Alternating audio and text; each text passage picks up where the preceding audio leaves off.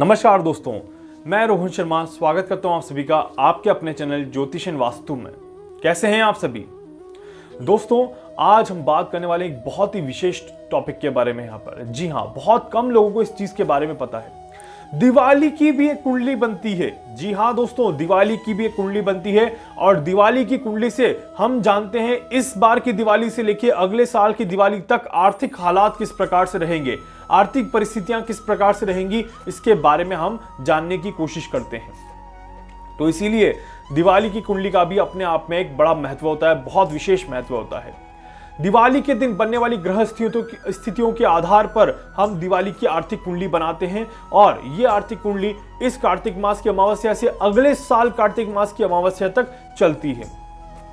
तो यहां पर ग्रह गोचरीय व्यवस्था को ध्यान में रखते हुए और कुछ योग जो बनते हैं उसके आधार पर ज्योतिष शास्त्र में ऐसी चीजें बताई गई है जिसके ऊपर हम ये जानते हैं कि आर्थिक स्थिति किस प्रकार से मजबूत होगी या किस प्रकार से खराब बनेगी। देखिए, वैदिक एस्ट्रोलॉजी में एक बात कही गई है, वो मैं आपको बताता हूं। ज्योतिष शास्त्र में एक बात कही गई है, दिवाली अगर आपकी शनिवार के दिन या रविवार के दिन या फिर मंगलवार के दिन अगर आती है तो उसे शुभ नहीं माना जाता। जी हाँ, इसी के विपरीत ऐसा इसलिए माना जाता है, शुभ इसलिए नहीं माना जाता क्योंकि ये जो दिवाली है ये शनि, मंगल और सूर्य के उसमें फेर में आ जाती है। इसी के विपरीत अगर देखें, दिवाली अगर आपकी सोमवार को, बुधवार को, गुरुवार को या शुक्रवार को आए तो उसे आर्थिक उन्नति से बहुत ज्यादा शुभ माना जाता है। जी हाँ, अगर हम एग्जाम्पल लें, वैसे मैंने काफी सालों का रिजल्ट भी देखा है, एनालिसिस किया है, उसके बाद ही आप सभी को ये चीज बता रहा हूं, बट फिर भी फॉर एन एग्जाम्पल 27 अक्टूबर 2019, जी हाँ 2019 की जो दिवाली थी वो 27 अक्टूबर की थी और उस दिन पड़ रहा था रविवार।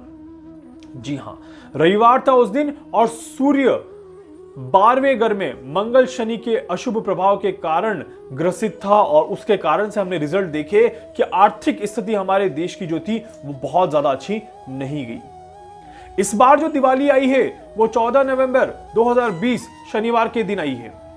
जी हाँ, और शनिवार के दिन इस बार की दिवाली का क्या रिजल्ट निकलता है ये मैं आपको बताता हूं। तो कल जब दिवाली थी तब मैंने ये एनालिसिस किया था और आप सभी के लिए इस एनालिसिस के रिजल्ट मैं आज पेश कर रहा हूं। इससे पहले, शुरू करने से पहले आप सभी को बता देता हूं, शाम को 6 बजे हम रहेंगे लाइव और लाइव सेशन में हम बात करेंगे यहां पर जुपिटर और सैटर्न के कंजक्शन के बारे में। आप सभी से रिक्वेस्ट करूंगा कि जितने ज्यादा से ज्यादा लोग जुड़ पाए प्लीज जुड़िएगा और लाइव सेशन को देखिएगा। इसके अलावा एक और चीज, मंडे है, मंडे से नेक्स्ट दिन मंडे है और मंडे से मैं स्टार्ट कर रहा हूं एस्ट्रोलॉजी के बैच।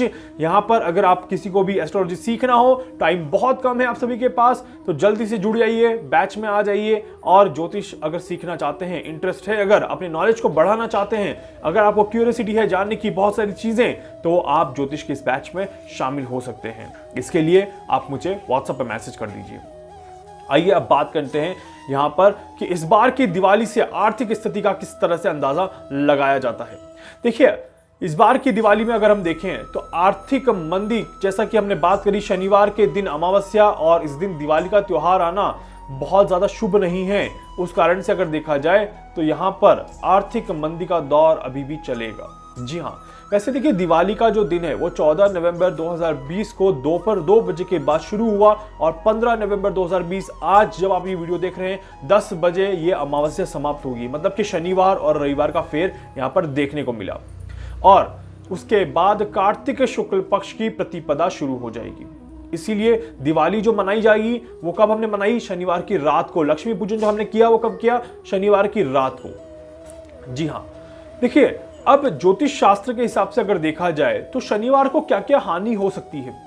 ज्योतिष शास्त्र से अगर देखा जाए तो शनिवार को देखिए अन्न का नाश होता है। जी हाँ, शनि का दिन होता है, कृषि की हानि होती है, अन्न का नाश होता है और भोजन जो हमारा डेली रूटीन का खाना होता है वो बहुत ज्यादा मुश्किल से हमें मिल पाता है। अगर इस एंगल को देखा जाए तो इस बार की दिवाली कहीं ना कहीं देश में महंगाई को बढ़ाने वाली है।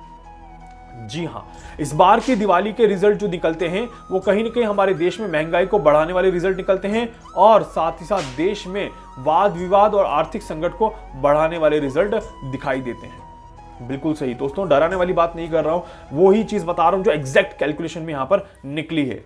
तो यहां पर देखा जाए तो इस बार की दिवाली जो है वो कृषि पर, महंगाई पर और देश की सीमाओं पर वाद विवाद के कारण आर्थिक संकट को बढ़ाने का काम कर सकती है। आर्थिक संकट, मैं बात कर रहा हूं सिर्फ और सिर्फ आर्थिक संकट की। 1 साल, जी हां, अगर हम यहां पर देखें थोड़ा सा किस तरह से चीजें और अच्छी हो सकती हैं, किस तरह से चीजें खराब हो सकती हैं। देखिए, कार्तिक अमावस्या की कुंडली जब बनती है यहां पर, तो सूर्य चंद्रमा के तुला राशि में गोचर करने के कारण सुबह 10:36 1 अंश पर अगर हम देखें तो वो यहां पर सूर्य चंद्रमा तुला राशि में रहेंगे। धनु लग्न की यह कुंडली बनेगी और धनु लग्न की कुंडली में गुरु देश के आर्थिक हालात को सुधारने का आश्वासन जरूर देते हैं, पर डिग्री वाइज वो काफी ज्यादा वीक है। यहां पर नक्षत्र वाइज बहुत अच्छे हैं, पर डिग्री वाइज जो है वो गुरु यहां पर थोड़े से वीक हैं। और धन स्थान में कौन बैठा है, अब आप देखिए, धनु लग्न की कुंडली मकर राशि पड़ती है आपकी 2nd हाउस में। 2nd हाउस में आपके कौन बैठे हैं, शनि विराजमान है। धन हाउस में शनि स्वराशि, मतलब कि काम तो बनेगा परंतु मुश्किलों के साथ बनेगा। जी हां, काम तो बनेगा, मुश्किलों के साथ बनेगा और खर्चा तो होगा ही होगा, पैसों में नुकसान तो होगा ही होगा, या महंगाई तो बढ़ेगी ही बढ़ेगी। ये कौन सा ग्रह कह देता है अब आपको, ये आपको बताता है केतु, जो बैठे हुए हैं आपके 12वें घर में। जी हां दोस्तों, केतु यहां पर 12वें घर में बैठे हुए हैं। इस कारण से देखा जाए तो यहां पर काफी क्लियर कैलकुलेशन यहां पर दिखती है कि यहां पर व्यापारियों को संघर्ष करना पड़ेगा, बिजनेस पर्संस को संघर्ष करना पड़ेगा, महंगाई की मार सबको पड़ेगी और देश में कहीं ना कहीं महंगाई बढ़ने के चांसेस दिखाई देते हैं। पूरे विश्व में कहीं ना कहीं ये चांसेस सेम ही रहेंगे, बट हमारे देश में जरूर यहां पर चांसेस दिखाई देते हैं। बुध जो है यहां पर वो तुला राशि में सूर्य और चंद्रमा के साथ बैठा हुआ है। देखिए, सूर्य और चंद्रमा के साथ बुध का बैठना ये एक थोड़ा सा और पॉजिटिव देता है। जी हां, मंगल की 8वीं दृष्टि और शनि की 10वीं दृष्टि यहां पर पड़ती है। और यहां पर देखा जाए तो दिवाली के बाद देखा जाए तो स्टॉक मार्केट में तेजी यहां पर जरूर आप सभी को देखने को मिलेगी। सोने चांदी में तेजी यहां पर जरूर देखने को मिलेगी, ऐसे भी चांसेस यहां पर दिखाई देते हैं। जी हां, तो कहीं ना कहीं मार्केट भागेगा, महंगाई बढ़ेगी और एक तरफ चीजें जो है वो थोड़ी सी रुक के चलेगी, ऐसे चांसेस यहां पर दिखाई देते हैं। हालांकि विशेष रूप से क्रिएटिव फील्ड अब थोड़ा सा प्रबल होगा, क्रिएटिव फील्ड थोड़ा सा अच्छा होगा। जी हां, क्रिएटिव फील्ड में अब थोड़ा सा अच्छे आपको रिजल्ट देखने को मिलेंगे और साथ ही साथ जो भी पर्सन क्रिएटिविटी के साथ काम करने की कोशिश करेगा, अपने दिमाग को ओपन करके थोड़ा सा अच्छा काम करने की कोशिश करेगा, उसे यहां पर फायदा जरूर मिलेगा। ऐसा क्यों कह रहा हूं मैं, ऐसे क्या है, देखिए शुक्र की स्थिति जो है वो काफी अच्छे संकेत यहां पर दे रही है। जी हां, शुक्र की प्रबलता के कारण महिलाओं को भी यहां पर फायदा ज्यादा होने वाला है, तो डेफिनेटली महिलाओं को काफी ज्यादा अच्छे रिजल्ट यहां पर मिलने वाले हैं और आने वाला साल महिलाओं के लिए काफी ज्यादा प्रबल रहने वाला है। महिलाओं की आर्थिक स्थिति सुधरेगी और सरकार की ओर से कुछ अच्छी चीजें महिलाओं को दी जा सकती है, ऐसे भी चांसेस यहां पर दिखाई देते हैं।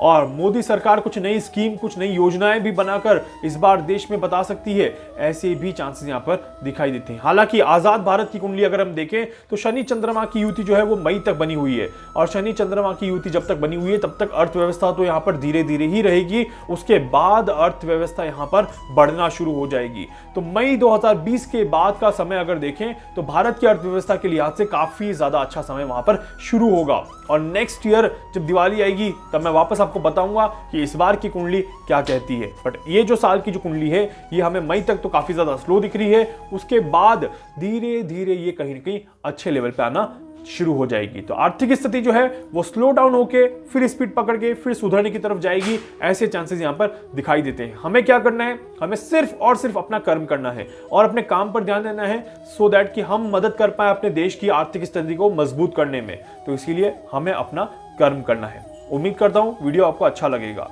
और वीडियो को लाइक करना है, चैनल को सब्सक्राइब करना है और वीडियो को शेयर भी करना है, इस बात का विशेष ध्यान रखिएगा। इसके अलावा अगर आप टेलीग्राम पे नहीं जुड़े हैं तो टेलीग्राम पे जुड़ जाइए, जो भी लेटेस्ट अपडेट है वो मैं वहां पर जरूर दे रहा हूं, तो टेलीग्राम पर आप जरूर जुड़ सकते हैं। इसके अलावा अगर आप मुझसे कुछ पूछना चाहते हैं, कुछ जानना चाहते हैं, अपनी कुंडली का एनालिसिस करवाना चाहते हैं, आप मुझसे संपर्क कर सकते हैं। मैं पूरी कोशिश करूंगा आपकी हर संभव मदद यहां पर कर सकूं। धन्यवाद।